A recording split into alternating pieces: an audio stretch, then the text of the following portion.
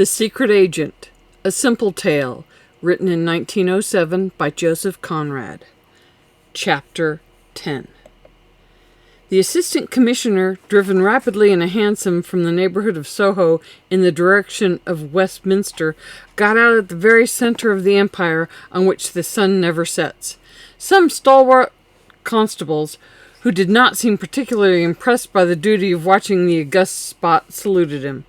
Penetrating through a portal by no means lofty into the precincts of the house, which is the house, par excellence in the minds of many millions of men, he was met at last by the volatile and revolutionary Toodles. That neat and nice young man concealed his astonishment at the early appearance of the assistant commissioner, whom he had been told to look out for some time about midnight.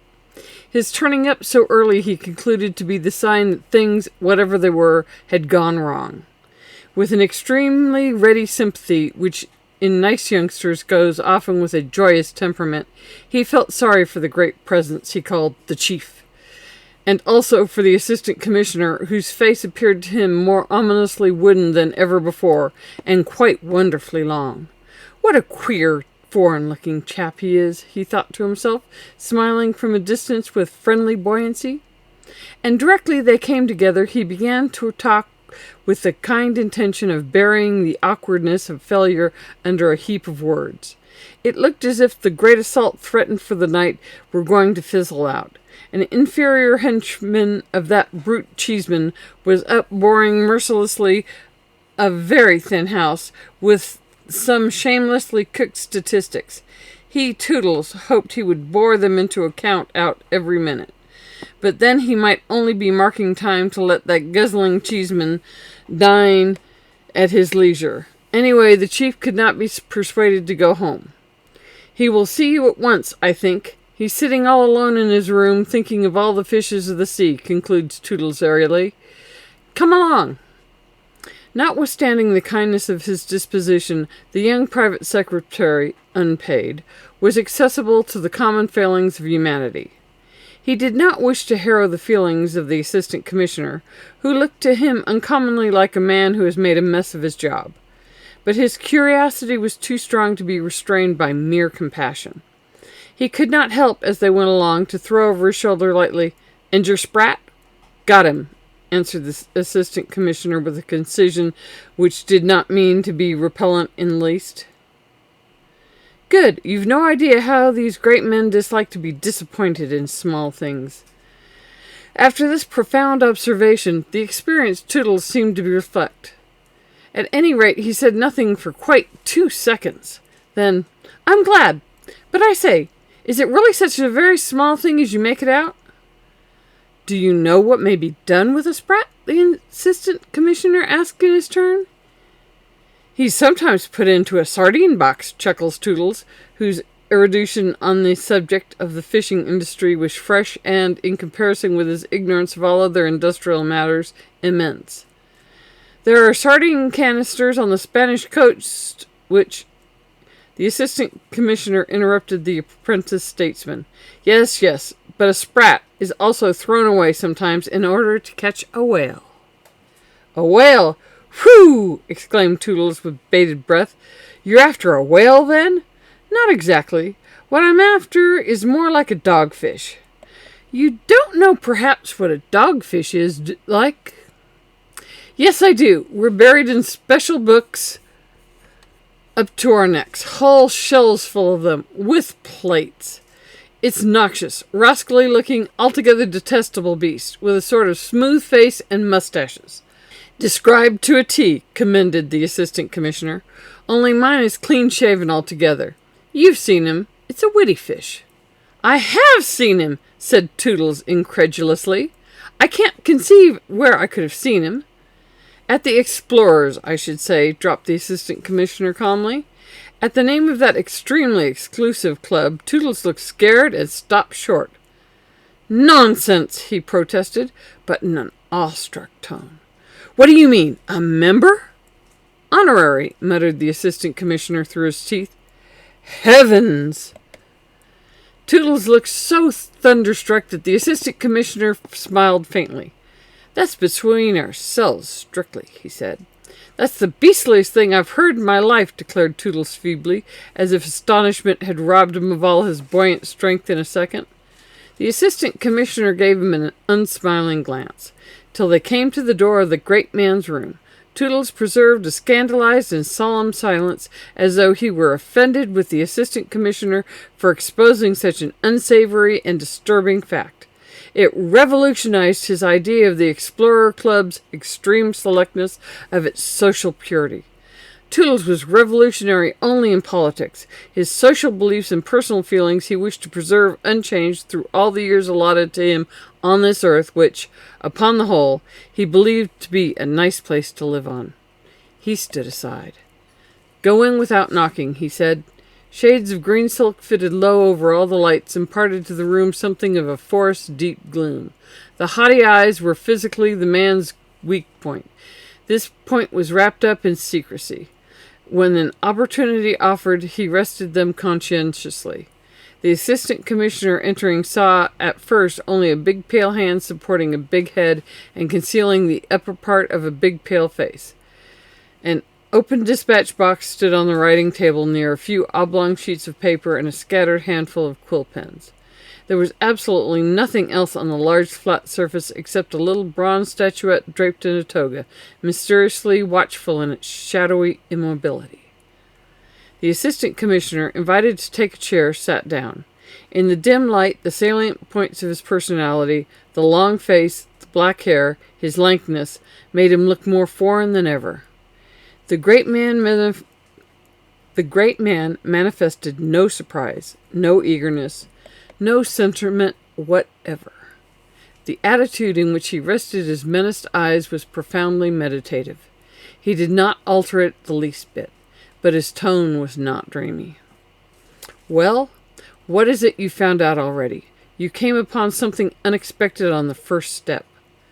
"Not exactly unexpected, Sir Ethelred. What I mainly came upon was a psychological state." The great presence made a slight movement. "You must be lucid, please." "Yes, Sir Ethelred. You know no doubt that most criminals at some time or other feel irresistible need of confessing, of making a clean breast of it to somebody, to anybody, and they do it often to the police. In that Verloc whom Heat wished so much to screen, I found a man in that particular psychological state. The man, figuratively speaking, flung himself on my breast. It was enough on my part to whisper to him who I was and to add, 'I know that you are at the bottom of this affair.' It must have seemed miraculous to him that we should know already, but he took it all in the stride. The wonderfulness of it never checked him for a moment. There remained for me only to put to him the two questions. Who put you up to it? And who was the man who did it? He answered the first with remarkable emphasis. As to the second question, I gathered that the fellow with the bomb was his brother-in-law. Quite a lad. A weak-minded creature. It is rather a curious affair. Too long, perhaps, to state fully just now." "What, then, have you learned?" asked the great man. "First, I've learned that the ex-convict Michaelis had nothing to do with it, though indeed the lad had been living with him temporarily in the country up to 8 o'clock this morning. It is more than likely that Michaelis knows nothing of it to this moment." "You are positive as to that?" asked the great man. "Quite certain, Sir Ethelred. This fellow Verloc went there this morning and took away the lad on the pretense of going out for a walk in the lanes. As it was not the first time that he did this, Michaelis could not have the slightest suspicion of anything unusual. For the rest, Sir Ethelred, the indignation of this man Verloc had left nothing in doubt, nothing whatever. He had been driven out of his mind almost by an extraordinary performance, which for you or me it would be difficult to take as seriously meant, but which produced a great impression obviously on him. The assistant commissioner then imparted briefly to the great man, who sat still, resting his eyes under the screen of his hand, Mr. Verloc's appreciation of Mr. Vladimir's proceedings and character. The assistant commissioner did not seem to refuse it a certain amount of competency, but the great personage remarked, "All this seems very fantastic." "Doesn't it? One would think a ferocious joke." But our man took it seriously, it appears. He felt himself threatened. In the time, you know, he was in direct communication with old Stott Wartenheim himself, and to come to regard his services as indispensable. It was an extremely rude awakening. I imagine that he lost his head. He became angry and frightened. Upon my word, my impression is that he thought these embassy people quite capable not only to throw him out, but to give him away too, in some manner or other. "How long were you with him?" interrupted the presence from behind his big hand. "Some 40 minutes, Sir Ethelred, in a house of bad repute called Continental Hotel, closeted in a room which, by the by, I took for the night. I found him under the influence of that reaction which follows the effort of crime. The man cannot be defined as a hardened criminal. It is obvious that he did not plan the death of that wretched lad, his brother-in-law. That was a shock to him. I could see that. Perhaps he is a man of strong sensibilities. Perhaps he was even fond of the lad. Who knows? He might have hoped that the fellow would get clear away, in which case it would have been almost impossible to bring this thing home to anyone. At any rate, he risked consciously nothing more but arrest for him." The assistant commissioner paused in his speculations to reflect for a moment. "Though how, in that last case, he could hope to have his own share of the business concealed is more than I can tell." He continued, in his ignorance of poor Stevie's devotion to Mr. Verloc, who was good, and of his truly peculiar dumbness, which in the old affair of fireworks on the stairs had for many years resisted entreaties, coaxing, anger, and other means of investigation used by his beloved sister. For Stevie was loyal. "No, I can't imagine. It's possible that he never thought of that at all. It sounds an extravagant way of putting it, Sir Ethelred, but his state of dismay suggested to me an impulsive man who, after committing suicide with the notion that it would end all his troubles, had discovered that it did nothing of the kind." The assistant commissioner gave this definition in an apologetic voice. But in truth, there is a sort of lucidity proper to extravagant language, and the great man was not offended. A slight jerky movement of the big body, half lost in the gloom of the green silk shades, of the big head leaning on the big hand, accompanied by an intermittent, stifled but powerful sound. The great man had laughed. "What have you done with him?" The assistant commissioner answered very readily. "He seemed very anxious to get back to his wife in the shop. I let him go, Sir Ethelred." "You did? But the fellow will disappear." "Pardon me, I don't think so. Where could he go to?" "Moreover, you must remember that he has got to think of the danger from his comrades, too. He's there at his post. How could he explain leaving it? But even if there were no obstacles to his freedom of action, he would do nothing. At present, he hasn't enough moral energy to take a resolution of any sort. Permit me also to point out that if I had detained him, we would have been committed to a course of action on which I wish to know your precise intentions first." The great personage rose heavily, an imposing shadowy form in the greenish gloom of the room. "I'll see the Attorney General tonight, and I will send for you tomorrow morning. Is there anything more you'd wish to tell me now?" The assistant commissioner had stood up also, slender and flexible. "I think not, Sir Ethelred, unless I were to enter into details which—" No details, please." The great shadowy form seemed to shrink away as if in physical dread of details. Then came forward, expanded, enormous and weighty, offered a large hand. "And you say that this man has got a wife?"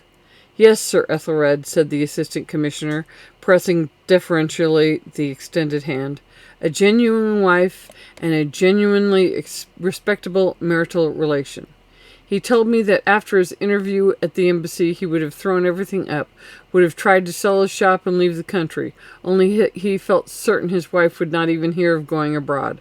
Nothing could be more characteristic of the respectable bond than that." went on with a touch of grimness the assistant commissioner, whose own wife, too, had refused to hear of going abroad.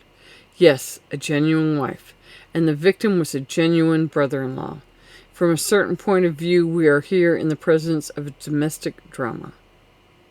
The assistant commissioner laughed a little, but the great man's thoughts seemed to have wandered far away, perhaps to the questions of his country's domestic policy, the battleground of his crusading valor against the Panem cheesemen.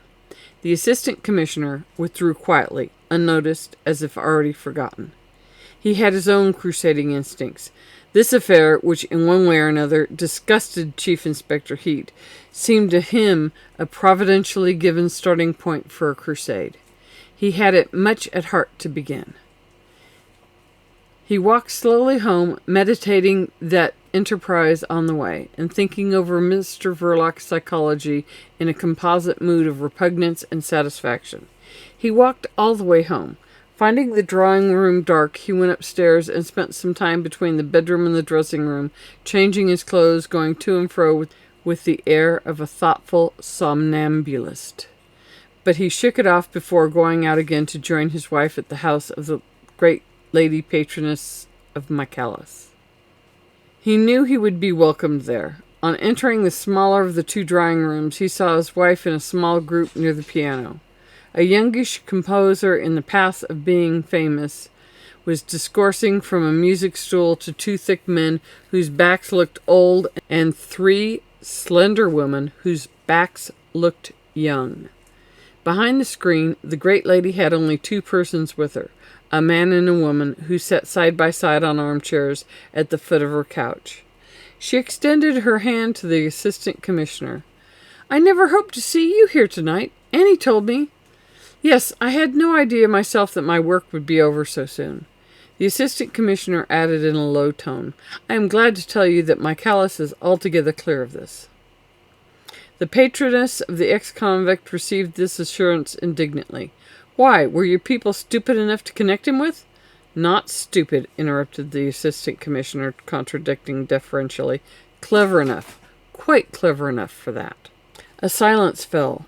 The man at the foot of the couch had stopped speaking to the lady and looked over with a faint smile. "I don't know whether you've ever met before," said the great lady. Mr. Vladimir and the assistant commissioner acknowledged each other's existence with punctilious and guarded courtesy. "He's been frightening me," declared suddenly the lady who sat by the side of Mr. Vladimir with an inclination of the head towards that gentleman. The assistant commissioner knew the lady. "You do not look frightened," he pronounced, after surveying her conscientiously with his tired and equable gaze. He was thinking meantime to himself that in this house one met everybody sooner or later. Mr. Vladimir's rosy countenance was wreathed in smiles, because he was witty, but his eyes remained serious, like the eyes of a convinced man. "Well, he tried to, at least," amended the lady. "Force of habit, perhaps," said the assistant commissioner, moved by an irresistible inspiration. "He has been threatening society with all sorts of horrors," continued the lady, whose enunciation was caressing and slow. "Apropos of this explosion in Greenwich Park, it appears we all ought to quake in our shoes at what's coming if those people are not suppressed all over the world. I had no idea this was such a grave affair." Mr. Vladimir, affecting not to listen, leaned towards the couch, talking amiably in subdued tones, but he heard the assistant commissioner say, "I've no doubt that Mr. Vladimir has a very precise notion of the true importance of this affair." Mr. Vladimir asked himself what that confounded and intrusive policeman was driving at. Descended from generations victimized by the instruments of an arbitrary power, he was racially, nationally, and individually afraid of the police. It was an inherited weakness, altogether independent of his judgment, of his reason, of his experience. He was born to it. But that sentiment, which resembled the irrational horror some people have of cats, did not stand in the way of his immense contempt for the English police. He finished the sentence addressed to the great lady and turned slightly in his chair. "You mean that we have a great experience of these people?" "Yes, indeed. We suffer greatly from their activity, while you Mr. Vladimir hesitated for a moment in smiling perplexity. "While you suffer their presence gladly in your midst," he finished, displaying a dimple on each clean-shaven cheek. Then he added more gravely, "I may even say, because you do." When Mr. Vladimir ceased speaking, the assistant commissioner lowered his glance, and the conversation dropped. Almost immediately afterwards, Mr. Vladimir took leave. Directly his back was turned on the couch, the assistant commissioner rose too. "I thought you were going to stay and take Annie home," said the lady patroness of Michaelis. "I find that I've yet a little work to do tonight." "In connection?" "Well, yes, in a way." "Tell me, what is it really, this horror?"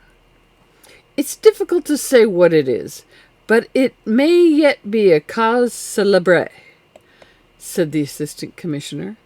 He left the drawing-room hurriedly and found Mr. Vladimir still in the hall, wrapping up his throat carefully in a large silk handkerchief. Behind him a footman waited, holding his overcoat. Another stood ready to open the door. The assistant commissioner was duly helped into his coat and let out at once. After descending the front steps, he stopped, as if to consider the way he should take. On seeing this through the door held open, Mr. Vladimir lingered in the hall to get out a cigar and ask for a light. It was furnished to him by an elderly man out of livery, with an air of calm solicitude. But the match went out. The footman then closed the door, and Mr. Vladimir lighted his large Havana with a leisurely care. When at last he got out of the house, he saw with disgust the confounded policeman still standing on the pavement. "Can he be waiting for me?" thought Mr. Vladimir, looking up and down for some sign of a hansom. He saw none. A couple of carriages waited by the curbstone, their lamps blazing steadily, the horses standing perfectly still, as if carved in stone, the coachmen sitting motionless under the big fur capes, without as much as a quiver stirring the white thongs of their big whips. Mr. Vladimir walked on, and the confounded policeman fell into step at his elbow. He said nothing. At the end of the fourth stride, Mr. Vladimir felt infuriated and uneasy. This could not last. "Rotten weather," he growled savagely. "Mild," said the assistant commissioner without passion. He remained silent for a little while. "We've got a hold of a man called Verloc," he announced casually. Mr. Vladimir did not stumble, did not stagger back, did not change his stride. But he could not prevent himself from exclaiming, "What?" The assistant commissioner did not repeat his statement. "You know him," he went on in the same tone. Mr. Vladimir stopped and became guttural. "What makes you say that?" "I don't. It's Mr. Verloc who says that." "A lying dog of some sort," said Mr. Vladimir in somewhat oriental phraseology. But in his heart he was almost awed by the miraculous cleverness of the English police. The change of his opinion on the subject was so violent that it made him for a moment feel slightly sick. He threw away his cigar and moved on. "What pleased me most in this affair," the assistant went on, talking slowly, "is that it makes such an excellent starting point for a piece of work which I felt must be taken in hand. That is, the clearing out of this country of all the foreign political spies, police, and that sort of dogs. In my opinion, they are a ghastly nuisance, also an element of danger. But we can't very well seek them out individually. The only way is to make their employment unpleasant to their employers. The thing's becoming indecent, and dangerous too, for us here." Mr. Vladimir stopped again for a moment. "What do you mean?" "The prosecution of this Verloc will demonstrate to the public both the danger and the indecency." "Nobody will believe what a man of that sort says," said Mr. Vladimir contemptuously. "The wealth and precision of detail will carry conviction to the great mass of the public," advanced the assistant commissioner gently. "So, that is seriously what you mean to do?" "We've got the man. We have no choice." "You will only be feeding up the lying spirit of these revolutionary scoundrels," Mr. Vladimir protested. "What do you want to make a scandal for? For morality or what?" Mr. Vladimir's anxiety was obvious. The assistant commissioner, having ascertained in his way that there must be some truth in the summary statements of Mr. Verloc, said indifferently, "There's a practical side, too. We have really enough to do a look after the genuine article. You can't say we are not effective, but we don't intend to let ourselves be bothered by shams under any pretext whatsoever." Mr. Vladimir's tone became lofty. "For my part, I can't share your view. It's so selfish. My sentiments for my own country cannot be doubted, but I've always felt that we ought to be good Europeans besides. I mean, governments and men." "Yes," said the assistant commissioner simply. "Only you look at Europe from its other end. But," he went on in a good-natured tone, "the foreign governments cannot complain of the inefficiency of our police. Look at this outrage, a case specially difficult to trace inasmuch as it was a sham. In less than 12 hours we have established the identity of a man literally blown to shreds, have found the organizer of the attempt, and have had a glimpse of the inciter behind him. And we could have gone further, only we stopped at the limits of our territory." "So this instructive crime was planned abroad?" Mr. Vladimir said quickly. "You admit it was planned abroad?" "Theoretically. Theoretically only on foreign territory. Abroad only by fiction," said the assistant commissioner, alluding to the character of embassies, which are supposed to be part and parcel of the country to which they belong. "But that's a detail. I talk to you of this business because it's your government that grumbles most at our police. You see that we are not so bad. I wanted particularly to tell you of our success." "I'm sure I'm very grateful," muttered Mr. Vladimir through his teeth. "We can put our finger on every anarchist here," went on the assistant commissioner, as though he were quoting Chief Inspector Heat. "All that's wanted now is to do away with the agent provocateur to make everything safe." Mr. Vladimir held up his hand to a passing hansom. "You're not going in here," remarked the assistant commissioner, looking at a building of noble proportions and hospitable aspect, with the light of a great hall falling through its glass doors on a broad flight of steps. But Mr. Vladimir, sitting stony-eyed inside the hansom, drove off without a word. The assistant commissioner himself did not turn into the noble building. It was the Explorers' Club. The thought passed through his mind that Mr. Vladimir, honorary member, would not be seen very often there in the future. He looked at his watch. It was only 10:30. He had had a very full evening.